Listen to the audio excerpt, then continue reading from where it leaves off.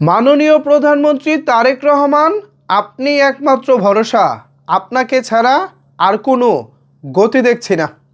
শহীদ ওসমান হাদি হত্যাকাণ্ডের আজকে বিচারহীনতার ৭৫তম দিন।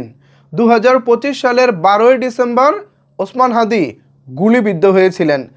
সে থেকে আজকে ২০২৬ সালের ২৬শে ফেব্রুয়ারি ৭৫তম দিন।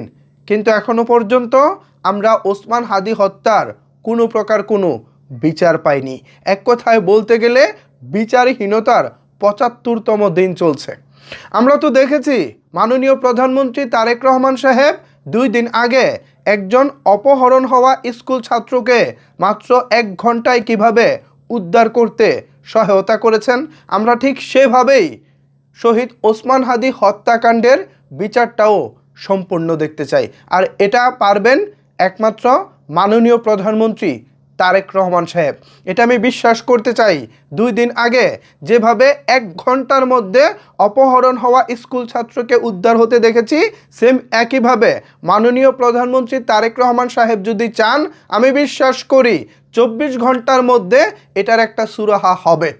শহীদ ওসমান হাদিকে আমরা দিনে দিনে ভুলতে বসেছি।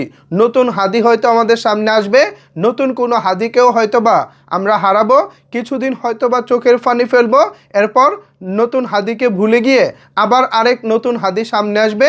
এভাবে একের পর এক ঘটনা আসবে এবং ঘটনার পিছে ঘটনা ধামাচাপা পড়বে।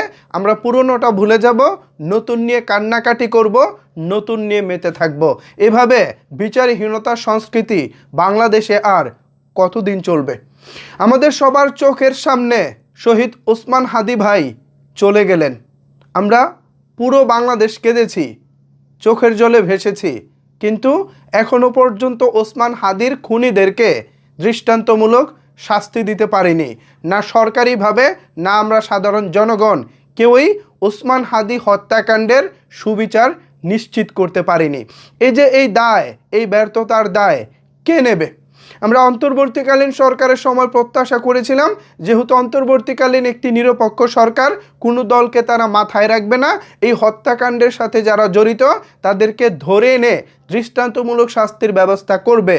কিন্তু আমাদের সেই চাওয়া, আমাদের সেই প্রত্যাশা কোনোটাই ফুলফিল করতে পারেনি অন্তর্বর্তীকালীন সরকার।